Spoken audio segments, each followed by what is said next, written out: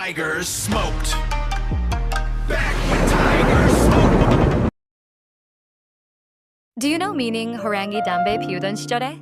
If you're a fan of K-dramas, K-pop, or Korean webtoons, you already know that Korean culture has this incredibly unique and sometimes intense way of seeing the world. But today we're cracking open a massive secret buried deep inside the Korean language, one that's basically untranslatable into English. So let's start with the story. Every fairy tale you've ever heard in the Western world starts the exact same way, once upon a time. Classic, sure, but honestly, kinda boring, right?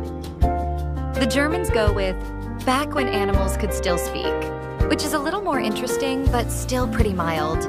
But ask a Korean person to tell you an ancient legend, they're going to open with a line that sounds like it came straight out of an adult animated series. Like literally they'll say, 호랑이 담배 피우던 시절에 호랑이 담배 피우던 시절에.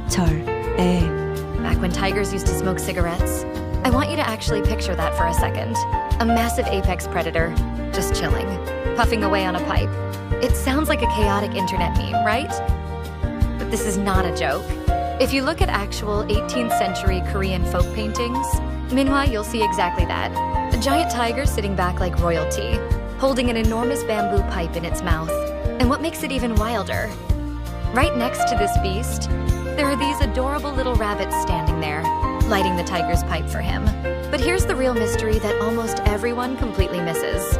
This wasn't just some quirky artistic cliche drawn for fun. Many cultural historians argue that this expression was actually one of ancient Korea's most fierce forms of underground political protest.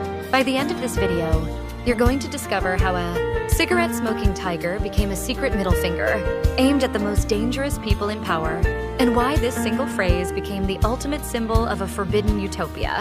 To understand how tigers became chain smokers, we need to go back to a time when Korea had one of the most brutal and rigid class systems in all of human history. At the very top, royalty, and the Yangban, the aristocratic elite. At the very bottom, the nobi, essentially enslaved people. This was an era where a nobi could be executed just for making eye contact with a Yangban. Then, in the early 1600s, something crossed the ocean and landed on the Korean peninsula that would change everything. That something was tobacco. When tobacco first arrived, it completely shattered the social class matrix. Try to picture this: a wealthy aristocrat and a penniless nobi sitting side by side on the same dirt floor, sharing the same pipe, blowing smoke into each other's faces. In old Korea, that alone could get your head cut off. But tobacco made it possible. It was quite literally the ultimate social equalizer. Naturally, the ruling class despised this. The idea of sharing one of their pleasures with commoners? Absolutely unbearable. So the greedy Yangban decided they needed to monopolize the trend. They passed strict laws banning commoners from smoking in their presence.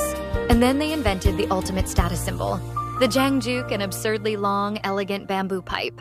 This pipe was so long that to actually smoke it, you needed a servant standing at the far end to light it for you. It was a physical statement. Look how powerful and wealthy I am. I can stand perfectly upright, look down on all of you, and still smoke. Meanwhile, commoners were forced to use short pipes, which meant they had to bow forward to smoke, as if in submission. And this is exactly the point where, according to one of the most compelling historical theories, the genius tiger Satire was born. The people were furious, but openly fighting back meant losing your head. So they reached for their sharpest weapon, black comedy. In Korean culture, the tiger was the ultimate symbol of terror. A ruthless predator living deep in the mountains, capable of wiping out an entire village. To the oppressed commoners, the corrupt and greedy aristocrats who controlled their lives looked exactly like those terrifying monsters. So people began embedding secret messages into their art and their stories. The message was something like, hey, remember the old days? Way before these insufferable Yangban invented their ridiculous rules.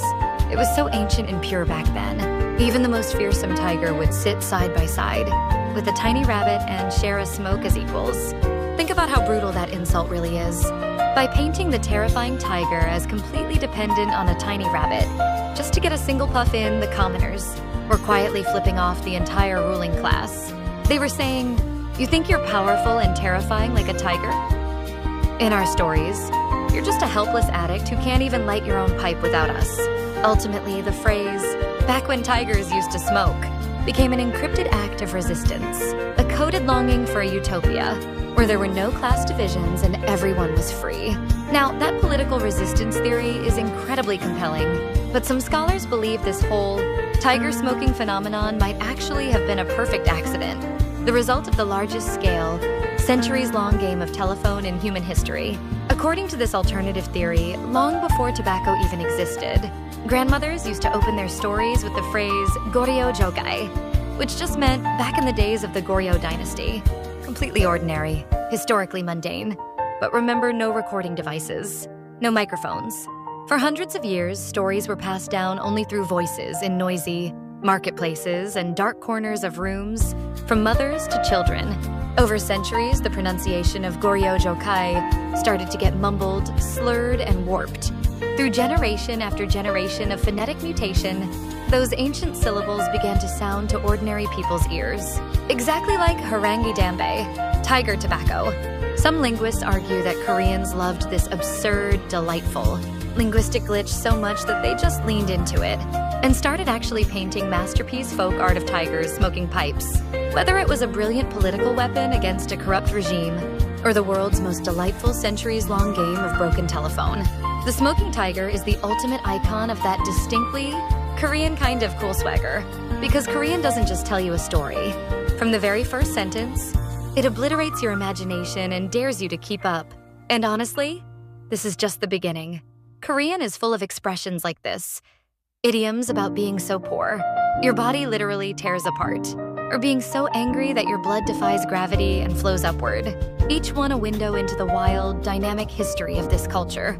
So if you want to unlock the deeper secrets of your favorite K-dramas and actually understand how Korean people think, smash that subscribe button, hit like, and drop a comment below. What's the most bizarre idiom from your language? See you in the next one. Peace.